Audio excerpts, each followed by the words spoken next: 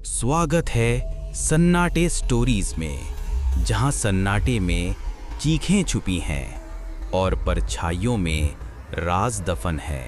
ये कहानियां सिर्फ सुनाई नहीं जाती, इन्हें महसूस किया जाता है। लाइट्स बंद कर दो, हेडफोन पहन लो, क्योंकि एक बार यहां आ गए तो लौटना आसान नहीं। मैं आपको ये नहीं बताना चाहिए, लेकिन मैं पुरानी चांगी अस्पताल के अंदर गया। जैसे ही मैंने दरवाज़ा खोला, ठंडी हवा मेरे चेहरे से टकराई और मैंने महसूस किया कि ये जगह जीवित है। सामान्य अस्पताल की सफ़ेद दीवारें, छत से टपकते पानी के धब्बे, पेंट का छिलका, सब कुछ अचानक डरावने में बदल गया। वहाँ की सामान्य सुस्त खामोशी में एक अजीब तनाव घुल गया, जैसे कि दीवारें खुद सांस लेने लगी हों। मैंने आगे बढ़ते हुए देखा कि फर्श पर धूल की ताज़ा परतें किसी हालिया आगंतुक की कहानी बता रही थीं।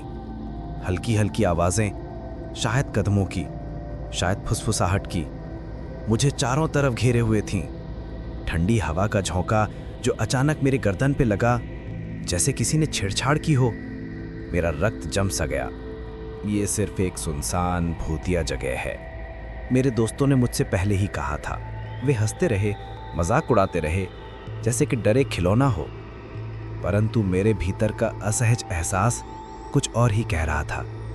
इस बार कुछ अलग था, कुछ ऐसा जिसके बारे में किसी ने कभी कुछ नहीं बताया। मैंने अपने कदमों की आवाज़ सुनी, लेकिन वो मेरी ही आवाज़ नहीं थी। मेरे कानों में फुसफुसाहट गूंजने लगी, मेरे नाम की, मगर इतना धीमा और अनिश्चित कि यह समझ में ही नहीं आया कि कोई सच में है या मेरी कल्पना का हिस्सा है। हर कमरे, हर दरवाजे की अंधेरी झलक ने मुझे चेताया कि यह स्थान सामान्य नहीं है। फर्श पर धूल के निशान जो अभी भी बने लग रहे थे और अचानक से ठंड की लहर, सभी संकेत दे रहे थे कि मैं एक ऐसी जगह पे खड़ा हूँ जहाँ अतीत अभी भी सांस ले रहा था। और फिर कदम रुक गए, ठीक मेरे पीछे। मेरा दिल तेजी से धड़कने लगा, मेरी सांसें अनियमित हो गईं। मैंने धीरे धीरे मुड़कर देखा और उस पल मुझे एहसास हुआ कि यह अस्पताल सिर्फ इमारत नहीं, एक जीवित यादों का जाल था, जिसमें हर साया, हर आवाज, हर खामोशी मुझे अपने भीतर खींच रही थी। पुरानी चैंगी अस्पताल सिर्फ एक सामान्य अस्पताल नहीं थी, इसके पीछे का इतिहास अंधकारमय और भयानक है। द्वितीय विश्व युद्ध के दौरान ये जापानी सैनिकों द्वारा संचालित एक person of war (POW) camp और अस्पताल का हिस्सा था। वहाँ इलाज नाम मात्र का था, वास्तव में ये यातनाओं और अत्याचारों का अड्डा था। कहते हैं जो भी कैदी वहाँ गया वो न केवल शारीरिक बल्कि मानसिक रूप से भी टूट गया। स्थानीय लोग इस जगह के बारे में हमेशा सतर्क रहते हैं। रात के समय जब हवा खिड़कियों के दरवाजों से झांकती है, कुछ लोगों ने दावा किया कि वे सैनिकों की आत्माओं को देख सकते हैं। चेहरों पर धुंधली परतें, जंग लगी वर्दियां और बूटों की ठंडी गूंज, सब कुछ इस बात का संकेत था कि यह अतीत अभी भी जीवित है। कईयों ने कहा कि जब उन्होंने किसी नर्स का पीछा किया तो वो अचानक गायब हो गई। दरवाजे, हॉलवे, कमरे, सभी जगह रहस्यमय रूप से बदल जाते थे, मानो किसी अदृश्य शक्ति ने उन्हें हिला के रख दिया हो। अलग अलग समय में हुए नरसंहार और अत्याचारों की कहानियां यहाँ के हर कोने में बसी हुई हैं। टूटी हुई बेड्स, खून के धब्बे और जंजीरों की खटखट हर आने वाले को चेतावनी देती हैं। अस्पताल के अंदर का अंधेरा, जो बाहर से सिर्फ परित्यक्त इमारत लगता था, वहाँ के भूतपूर्व दर्द और पीड़ा को छिपाए हुए प्रतीत होता है। स्थानीय लोग इसे केवल एक परित्यक्त इमारत मानकर कभी कभी पर्यटकों को ले जाते हैं। बच्चे हंसते हैं, फोटोग्राफ लेते हैं और एक मामूली रोमांच का आनंद लेते हैं। परंतु वही लोग रात के समय और अकेले अंदर जाने से बचते हैं। उनकी आंखों में डर, उनके कदमों में हिचक, ये बताता है कि इस जगह के अंदर कुछ ऐसा है जो सिर्फ अतीत से नहीं बल्कि वर्तमान से भी खतरा बनकर सामने आता है। कुछ लोग कहेंगे कि ये सब सिर्फ भूत प्रेत की कहानियां हैं, पुरानी चैंगी अस्पताल भूतिया है। वे कहते हैं पर मैं आपको वही दिखाने वाला हूँ जिसे मैंने खुद अनुभव किया। ये कोई कहानी नहीं, कोई मिथक नहीं, ये वास्तविकता की एक परत है जिसे मैंने अपने आंसुओं और भय के साथ महसूस किया। कुछ साल पहले मैंने सुनसान गलियों और परित्यक्त कोनों में लोगों की फुसफुसाहटें सुनी। कुछ आवाज़ें थीं जो मेरे कानों में गूंज रही थीं। किसी ने कहा कि इस जगह में रात को आवाज़ें आती हैं, कदमों की, चीखों की और कभी-कभी मूक रोने की। मैंने सोचा ये केवल कल्पना है, परंतु हर बार जब मैं बाहर से इमारत को देखता मुझे एक अजीब सी बेचैनी महसूस होती। और यही बेचैनी, यही डर मेरे दोस्तों को भी अपनी ओर खींचता था। उन्होंने मुझे हंसते हुए चुनौती दी कि मैं अंदर जाऊं। मैंने हंसकर मना करने के बजाय हाँ कह दिया। उस हाँ में न केवल साहस था बल्कि एक अजीब सा एहसास भी, जैसे कि मैं उस अंधकार और रहस्यमय इतिहास का हिस्सा बनने वाला था। इसलिए जब मैंने अंदर कदम रखा मुझे पता था कि मैं सिर्फ इमारत में नहीं जा रहा, मैं अतीत, भय और रहस्य के जाल में प्रवेश कर रहा था। और उस जाल में निकलना जितना आसान दिखता था उतना ही असंभव होने वाला था।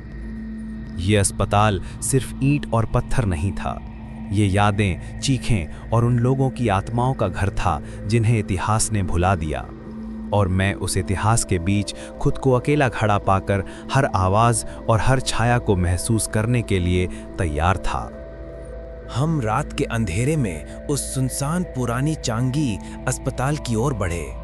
आसमान में बादलों की मोटी परतें फैली हुई थीं और केवल हमारी टॉर्च की हल्की रोशनी रास्ता दिखा रही थी। हवाओं के साथ पेड़ों की सरसराहट हमारे कानों में डर पैदा कर रही थी, परंतु हमने से किसी ने भी पीछे मुड़कर नहीं देखा। यहाँ कुछ नहीं है, रवि ने कहा, हल्की हंसी के साथ, जैसे कि डर को मजाक में बदल देना आसान हो। हाँ, डरने की कोई बात नहीं, मैंने जवाब दिया, मजाक करते हुए, खुद को और दूसरों को ढांकते हुए। मेरी आवाज़ थोड़ी असहज थी, लेकिन मैं इसे हंसी के रूप में बदलने की कोशिश कर रहा था। हमने जैसे ही दरवाज़ा खोला और अंदर कदम रखा, बाहर की हंसी और मजाक तुरंत गायब हो गए। वह हल्की हल्की हवा जो बाहर खेलते हुए हमें छू रही थी, अब अंदर एक ठंडी और भारी सन्नाटे में बदल गई थी। फर्श पर हर कदम की गूंज हमारे दिल की धड़कनों को और तेज कर रही थी। अंदर का वातावरण डरावना और वास्तविक था। टूटी हुई खिड़कियां, जंग लगे बेड्स और पुराने पेंट का छिलका, यह सब एक पुराने और भूतिया अस्पताल का प्रमाण था। मेरे दोस्तों के चेहरे पर हल्की बेचैनी झलक रही थी, जिसे उन्होंने छिपाने की कोशिश की, परंतु मैं महसूस कर सकता था। क्या तुमने कुछ सुना? अंशु ने फुसफुसाया। उसकी आवाज में हल्की कांप थी। शायद बस हवाएं हैं, मैंने कहा, लेकिन मुझे खुद पर विश्वास नहीं था। हर कोने में अजीब शैडोज और हल्की गूंजती आवाजें हमारे चारों ओर तैर रही थी। जैसे जैसे हम आगे बढ़ते गए, मैं समझने लगा कि यह जगह केवल एक इमारत नहीं है, यह अतीत का भूत, पीड़ा की गूंज और उन लोगों की यादों का घर है जो कभी यहाँ थे। मेरे दिमाग में अचानक एक ख्याल आया, एक बार जो अंदर आया वो हमेशा वैसे ही नहीं लौटता। हम धीरे धीरे हॉलवे में आगे बढ़े और तभी एक जोर की ध्वनि के साथ दरवाज़ा अचानक बंद हो गया। हमारी पीठ के पीछे की हवा एकदम ठंडी हो गई। हमने पीछे मुड़कर देखा, दरवाज़ा अब केवल एक ठोस लकड़ी की दीवार लग रहा था। क्या यह असंभव है? रवि ने पूछा। उसका स्वर डर और अचंभे से भरा था।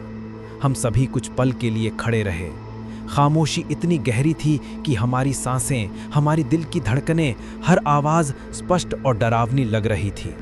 अब हम केवल अंधेरे में थे, बिना किसी सुरक्षित बाहर निकलने के रास्ते के। उस पल मुझे एहसास हुआ कि यह केवल एक साहसिक चुनौती नहीं थी, यह अस्पताल अपने आप में एक जीवित जाल बन चुका था। हर कदम, हर आवाज़ और हर साया हमें और भीतर खींच रहा था।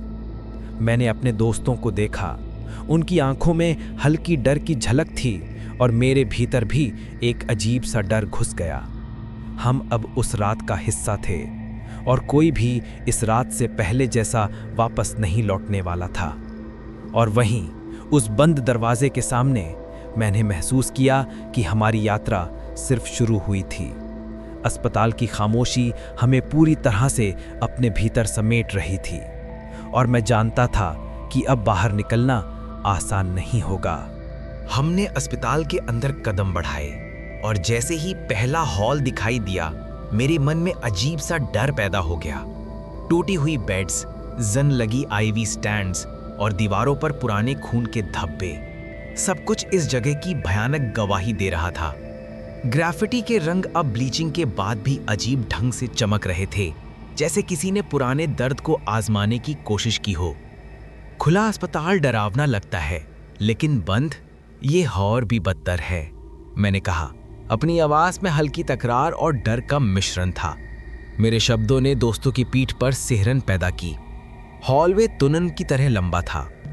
मेरी हर सांस में ठंडी हवा घुस रही थी और मेरी टॉर्च की रोशनी सिर्फ सीमित हिस्सों को ही दिखा पा रही थी। फर्श पर धूल की परतें हर कदम के साथ हिल रही थीं और उस हिलने की आवाज मेरे कानों में दोगुनी गूंज बनकर लौट रही थी।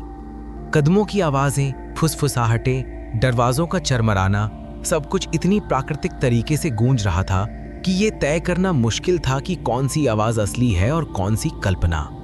मेरे चारों ओर की खामोशी अचानक भारी और दबावपूर्ण लगने लगी। दोस्त बहस कर रहे थे कि आगे बढ़ें या पीछे लौटें। क्या हम सच में अंदर जाएंगे? अंशु ने फुसफुसाया। उसकी आंखों में डर साफ झलक रहा था।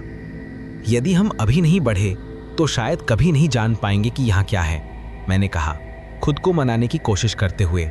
मेरे शब्दों में मजाक की झलक भी थी, लेकिन वह मजाक अब पहले जैसा नहीं रहा। हम सभी जानते थे कि जो भी आगे बढ़ेगा वह केवल भौतिक इमारत में नहीं, बल्कि अतीत और रहस्यों की गहराई में प्रवेश करेगा। जैसे ही हमने आगे बढ़ना जारी रखा, मैं धीरे धीरे महसूस करने लगा कि अंदर कुछ और भी है, कुछ ऐसा जो हमें हर रहस्य बताएगा, कुछ ऐसा जो अतीत और वर्तमान को जोड़ रहा है। हर कोने में छायाएं बढ़ रही थीं और कभी-कभी मुझे लगा कि कोई हमें चुपचाप देख रहा है। कदमों की गूंज अब अकेली नहीं थी। कभी दूर से बूटों की लयबद्ध आवाज आती, कभी फुसफुसाहटें इतनी तेज कि मैं उसे असली समझ बैठता। मेरे दोस्तों की सांसें तेज हो गईं और उनकी आंखों में हल्की हल्की पलक झपकने लगी। मैंने एक पल के लिए रुककर दीवार पर लिखा ग्राफिटी देखा। ये सिर्फ अजनबी शब्द नहीं थे, कुछ अक्षर ऐसे थे जो मेरे अंदर के डर को और बढ़ा रहे थे। और तभी मुझे एहसास हुआ कि हम केवल भौतिक स्थान में नहीं हैं, हम अतीत के किसी जाल में फंसे हैं, जहां हर वस्तु, हर ध्वनि और हर छाया अपनी कहानी बताने को तैयार थी। हम धीरे धीरे एक लंबे हॉल की ओर बढ़े। फर्श की जंग लगी आईवी स्टैंड्स कभी कभी झूलते हुए अजीब आवाज निकालती। मैं मजाक में कहता, अस्पताल खुला हो या बंद, डर तो हमेशा रहेगा। पर अब मेरी आवाज में डर का मिश्रण था, मजाक के बजाय चेतावनी की तरह। और तभी अचानक एक हल्की चीख और उसके साथ अंशु गायब हो गया। मैं उस ओर दौड़ा, लेकिन हॉल खाली था। उसका सिल्हूएट नहीं दिखा, केवल उसकी टॉर्च की रोशनी कुछ पल के लिए हिल रही थी, फिर गायब हो गई। अंशु, मैंने चिल्लाया। मेरी आवाज गूंज रही थी, लेकिन कोई उत्तर नहीं आया। दूसरे दोस्त भी डर से फ्रोजन हो गए। मैं समझ गया कि अब हम अकेले नहीं हैं। अस्पताल ने अपनी उपस्थिति दिखानी शुरू कर दी थी। कदमों की गूंज अब और तेज हो गई। कहीं से एक दरवाजा चरमराया और मुझे लगा कि हमारे पीछे कोई है। मैं धीरे धीरे चारों ओर देखा। हर हॉल, हर कोना, हर दरवाजा किसी रहस्य का संकेत दे रहा था।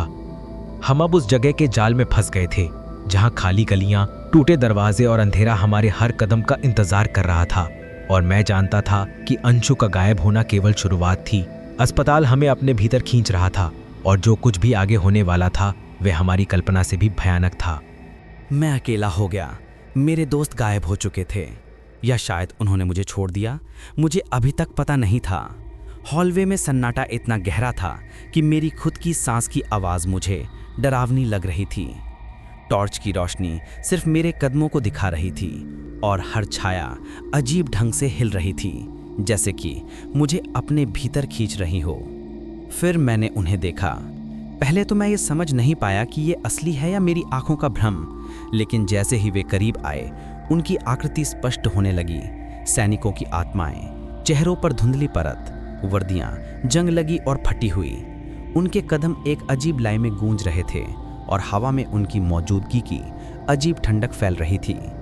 मैंने एक कदम पीछे हटने की कोशिश की, पर फर्श पर हर धूल का कण टॉर्च की रोशनी में चमक रहा था। उनके चेहरे अस्पष्ट थे, जैसे किसी ने उन्हें समय के धुंधले परत में फंसा दिया हो। और फिर एक सैनिक ने मेरी ओर देखा। उसकी आंखों में अतीत की पीड़ा झलक रही थी। वो मुंह से कुछ कह रहा था, लेकिन मैं समझ नहीं पाया। शब्द किसी जादुई कोड की तरह थे, अनुक्रम, अर्थहीन और खतरनाक। मेरी हिम्मत ने मुझे रोकने की कोशिश की, लेकिन डर ने मुझे भागने के लिए मजबूर कर दिया। मेरी टॉर्च झिलमिला रही थी और हर कदम के साथ सैनिक पीछे पीछे मेरे साथ आ रहे थे। गलियां कभी खत्म नहीं हो रही थी। हर मोड़ पर मैं वही पुराने हॉल, वही टूटी हुई खिड़कियां और वही जंग लगी बेड्स देखता था। मैंने खुद से कहा, कुछ लोग इसे ट्रांसलेट करने की कोशिश करेंगे, मत करना, ये सुरक्षित नहीं है। मेरे शब्द खुद पर विश्वास करने की कोशिश थे। उन सैनिकों द्वारा बोले गए शब्दों में कुछ ऐसा था जो मेरी समझ से परे था। शायद ये अतीत की चीख, शायद कोई चेतावनी। जो भी था, इसे समझना मेरे लिए खतरे से खाली नहीं था। मैं भागता रहा। मेरी धड़कन इतनी तेज थी कि मुझे महसूस हो रहा था कि इसे हर दीवार सुन रही है। कभी कभी मुझे लगा कि सैनिकों के कदम पीछे रुक गए हैं और सन्नाटा गहरा हो गया। फिर अचानक सब कुछ रुक गया। गलियों का अंधेरा इतना भारी था कि मेरी सांसें भी दब गईं। और तभी मेरी आंखों के सामने एक सीढ़ी आई। ये सीढ़ी नीचे जा रही थी, अंधेरे में गुम होती हुई। मुझे समझ नहीं आया कि ये रास्ता सुरक्षित है या नहीं, लेकिन कुछ ने मुझे ये संकेत दिया कि यहाँ आगे ही रहस्य छिपा है। मैंने अपनी हिम्मत जुटाई और धीरे धीरे सीढ़ियों की ओर बढ़ा। नीचे जाते समय गलियों का सन्नाटा और भी गहरा होता गया। सैनिकों की उपस्थिति अभी भी महसूस हो रही थी, पर अब वे सीधे मेरे सामने नहीं थे। उनका डर, उनकी पीड़ा, सब कुछ मेरे अंदर समा रहा था। मुझे एहसास हुआ कि मैं केवल इमारत के भीतर नहीं हूँ, मैं उस समय और उस इतिहास के बीच खड़ा हूँ जहाँ अतीत और वर्तमान आपस में मिल रहे हैं। हर कदम मेरे डर को और तेज कर रहा था और मेरे दिमाग में एक ही बात घूम रही थी कि क्या मैं सच में इस रहस्य को देख पाऊंगा या यह जगह मुझे अपने भीतर समेट लेगी। सीढ़ियों के नीचे अंधेरा घना था और मैं जानता था कि जो कुछ भी मुझे मिलेगा वो सिर्फ भूतों या सैनिकों का प्रतिबिंब नहीं होगा। ये कुछ ऐसा होगा जो इतिहास में दफन है और अब मेरे सामने उजागर होने वाला है। सीढ़ियों से उतरते हुए मेरे कदमों की गूंज सुनाई दे रही थी। ठंडी हवा इतनी घनी थी कि हर सांस मेरे फेफड़ों में सिहरन पैदा कर रही थी। मैं एक बड़े, जंग लगे और भारी दरवाजे तक पहुंचा। उसे धकेलना मुश्किल था, लेकिन जैसे ही मैंने बल लगाया, वो चरमराते हुए खुल गया और अंधेरे में मुझे अपनी बाहों में समेटने को तैयार था। जैसे ही मैंने अंदर कदम रखा, मुझे तुरंत एहसास हुआ कि ये कोई सामान्य अस्पताल का बेसमेंट नहीं था। यहाँ की हवा, दीवारों पर लगे जलने के निशान और जंजीरों की खटखट, ये सब कुछ एक अंधेरी काल कोठरी का संकेत दे रहा था। फर्श पर बिखरे हुए पुराने उपकरण, टूटी कुर्सियाँ और खून के दाग, सब कुछ वर्षों पुराने डर और पीड़ा की गवाही दे रहे थे। मैंने धीरे धीरे टॉर्च को आगे बढ़ाया। एक कोने में आधा जला हुआ जर्नल पड़ा था, जिस पर खून के दाग और अधूरी लिखावट मेरे दिल की धड़कन बढ़ा रही थी।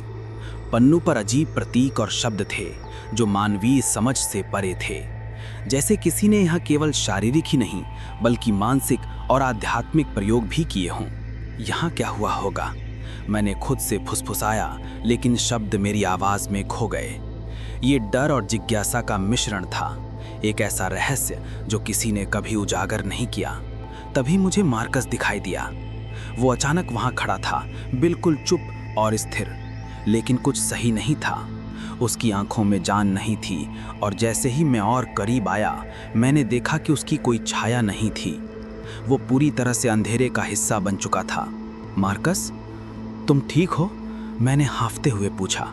वो सिर हिला रहा था, पर किसी प्रतिक्रिया की कमी ने मुझे और भयभीत कर दिया। मैं महसूस कर रहा था कि ये वही व्यक्ति नहीं है जिसे मैं जानता हूँ। अब वो सिर्फ एक शून्य था, एक प्रेतात्मा जो मेरे सामने खड़ा होकर भी अदृश्य था।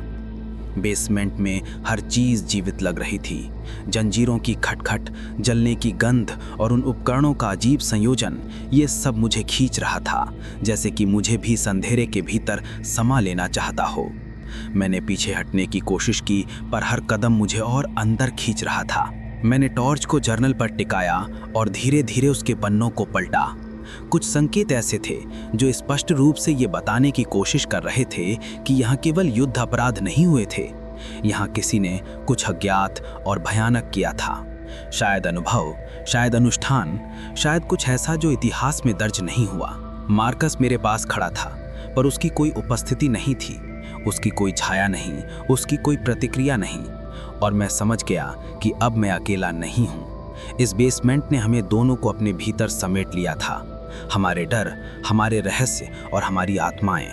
हर कदम पर ठंडक बढ़ रही थी। मैं धीरे धीरे आगे बढ़ा, पर हर दिशा में वही जंग लगी दरवाजे और उपकरण दिख रहे थे। मुझे एहसास हुआ कि मैं केवल बहुतों या सैनिकों की उपस्थिति नहीं देख रहा हूँ। मैं उस समय और उस अज्ञात प्रयोग के बीच खड़ा हूँ जो वर्षों से छिपा हुआ था। और जैसे ही मैं जर्नल के आखिरी पन्ने पर पहुंचा, मुझे ये महसूस हुआ कि रहस्य केवल देखा नहीं जा सकता, इसे महसूस किया जाता है, इसके प्रभाव को सहा जाता है।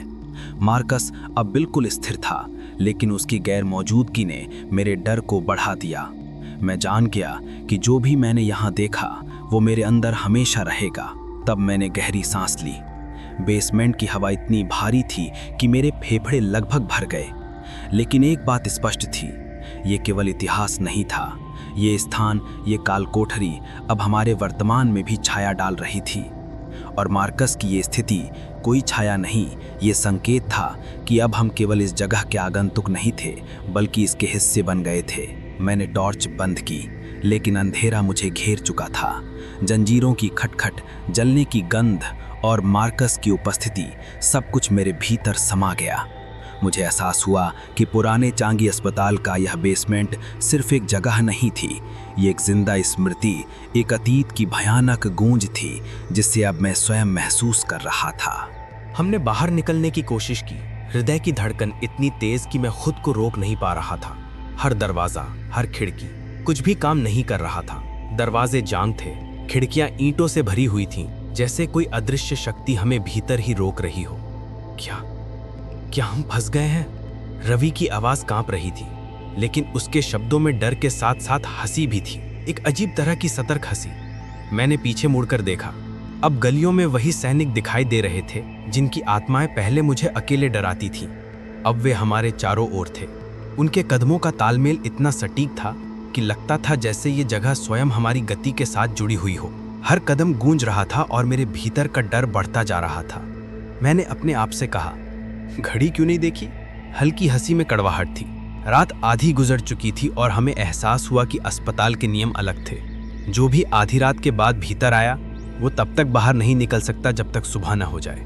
हमने तेजी से आगे बढ़ने की कोशिश की, हर दरवाजा खोलते हुए उम्मीद की कि बाहर की रोशनी दिखे, लेकिन हर बार जो भी दरवाजा हम खोलते वो हमें वहीं उसी कॉरिडोर में वापस ले जाता जहां से हमने शुरू किया था। यह संभव है, मैं फुसफुसाया हाँफते हुए। मेरे हाथ कांप रहे थे, लेकिन फिर भी मैं आगे बढ़ता रहा। सैनिकों की आत्माएं अब बिल्कुल करीब थीं। उनके धुंधले चेहरे और जंग लगी वर्दियां मुझे ये महसूस करा रही थीं कि ये केवल डर का खेल नहीं था, ये वास्तविक था। हमने किसी गलियारे से भागने की कोशिश की, लेकिन हर मोड़ पर वही अंधेरा और वही आवाजें हमें रोक रही थीं। फुसफुसाहटें, कदमों की गूंज, दरवाजों की चरमराहट, ये सब मिलके हमारे डर को असली बना रहे थे। रवि पीछे रह गया, उसकी चीखें अब धीमी हो गई थीं। मुझे पता था कि ये केवल मानसिक थकान नहीं थी, ये अंधेरा हमें मानसिक और शारीरिक रूप से खा रहा था। मैंने एक दरवाजा खोला, उम्मीद के साथ कि अब हम बाहर होंगे, लेकिन जैसे ही मैंने कदम रखा, सामने वही कॉरिडोर था, वही टूटे हुए बेड्स, वही खून के धब्बे और वही अजीब ग्राफिटी। हम वही थे जहां से हमारी यात्रा शुरू हुई थी। सैनिकों की आत्माएं अब बिल्कुल हमारे चारों ओर थीं। उनके कदमों का तालमेल और उनके धुंधले चेहरे ये संदेश दे रहे थे कि यहाँ से कोई भी नहीं बचता। मैंने पलट कर देखा, मार्कस अब हमारे पास था, पर वो भी पहले जैसा नहीं था। उसकी उपस्थिति अजीब और भयानक थी। कोई छाया नहीं, कोई जीवंतता नहीं, बस एक खाली ढांचा जो हमें ये समझाने की कोशिश कर रहा था कि बाहर निकलना अब संभव नहीं है। मैंने गहरी सांस ली, हाँफते हुए। मेरे अंदर डर और बेचैनी की एक अजीब लहर उठ रही थी। अस्पताल का ये नियम स्पष्ट था, जो भी आधी रात के बाद आता है वो उसी अंधेरे में फंस जाता है। और मैं जान गया कि अब हम केवल भ्रमित नहीं थे, हम इस जगह के नियमों के अधीन थे। बाहर निकलने की कोशिश केवल हमें और भीतर खींच रही थी। जैसे कि पुरानी चांगी अस्पताल ने हमारी हर चाल पहले से जान ली हो। मैंने दरवाजे पर हाथ रखा, एक बार फिर उसे धक्का देने की कोशिश की, लेकिन वही परिणाम, वही कॉरिडोर, वही अंधेरा और वही सैनिक। बचने की कोई संभावना नहीं थी। और तभी मेरे कानों में वही परिचित कदमों की आवाज़ गूंजने लगी। ये वही आवाज़ थी जो पहले मेरे पीछे थी, अब पूरी तरह हमारे चारों ओर फैल गई थी। मुझे एहसास हुआ कि अब हम केवल भूतों और अंधेरे के बीच फंसे नहीं थे, बल्कि खुद इस अंधेरे का हिस्सा बन चुके थे। जब मैं उस भयानक गलियारे में खड़ा था, मुझे धीरे धीरे समझ में आने लगा कि अस्पताल ने मुझे शारीरिक रूप से रोका नहीं था। ये मेरे डर के साए के साथ खेल रहा था। हर चीख, हर छाया, हर गूंजते कदम को दोहराते हुए मुझे एहसास हुआ कि ये जगह हमारी हड्डियों में उतरकर हमारी मानसिकता से खेल रही थी। मैंने देखा कि जो चीज़ें हम वहाँ अनुभव कर रहे थे वे सिर्फ भूत या प्राणी नहीं थे। शायद ये किसी तरह का प्रयोग था, कोई गुप्त प्रोजेक्ट, कोई मानव मन पर अध्ययन या कुछ और जो इतिहास की किताबों में कभी लिखा नहीं गया। मैंने उस खून से सने जर्नल को फिर से देखा। आधे पन्ने जल चुके, पर जो लिखा था वो डर और साजिश का संकेत दे रहा था। कुछ चीज़ें आप हमेशा अपने साथ ले जाते हैं, मैंने अपने आप से कहा, आवाज़ में कांप। अस्पताल से बाहर निकलकर भी मुझे लगा कि कुछ मेरे अंदर रह गया है, कुछ ऐसा जिसे मैं महसूस कर सकता हूँ लेकिन देख नहीं सकता। ये डर मेरे साथ चल रहा था, मेरे हर कदम का हिस्सा बन गया। मैंने मार्कस की ओर देखा जो अब सही नहीं था। उसकी आंखों में वही खालीपन था जो मैं महसूस कर रहा था। और मुझे समझ आया कि कुछ लोगों के लिए ओल्ड चांगी हॉस्पिटल केवल एक जगह नहीं थी, ये अनुभव की सीमा थी। एक बार जो वहां गया वो कभी पहले जैसा नहीं रह सकता। और अब जब मैं ये सब रिकॉर्ड कर रहा हूं, मुझे ये एहसास है कि मैं इसे रोक नहीं सकता। ये कहानी खत्म नहीं हुई है, ये डर मेरे घर तक आया है, मेरे मन तक उतर चुका है। कुछ लोग कहेंगे कि ये केवल एक भूतिया कहानी है, लेकिन जो मैं अनुभव कर चुका हूँ वो किसी सामान्य भूत कथा से कहीं अधिक गहरा है। ये जगह हमारे मन की कमजोरियों को पहचानती है, उन्हें पकड़ती है और उन्हें बार बार आपके सामने लाती है। यदि आप सोच रहे हैं कि मैं सुरक्षित बाहर आया, तो आप गलत हैं। मैं बाहर आया, हाँ, लेकिन वो डर, वो सन्नाटा, वो छाया, वे मेरे साथ हैं। हर फुसफुसाहट, हर कदम की आवाज़, हर अधूरी छाया मुझे ये याद दिलाती है कि मैं कभी पूरी तरह सुरक्षित नहीं हो सकता। और अब मैं ये कहानी आपको सुनाने वाला हूँ ताकि आप भी महसूस कर सकें कि ओल्ड चांगी हॉस्पिटल केवल एक भूतिया इमारत नहीं थी, ये अनुभव की एक गहरी, खतरनाक और अज्ञात सीमा है।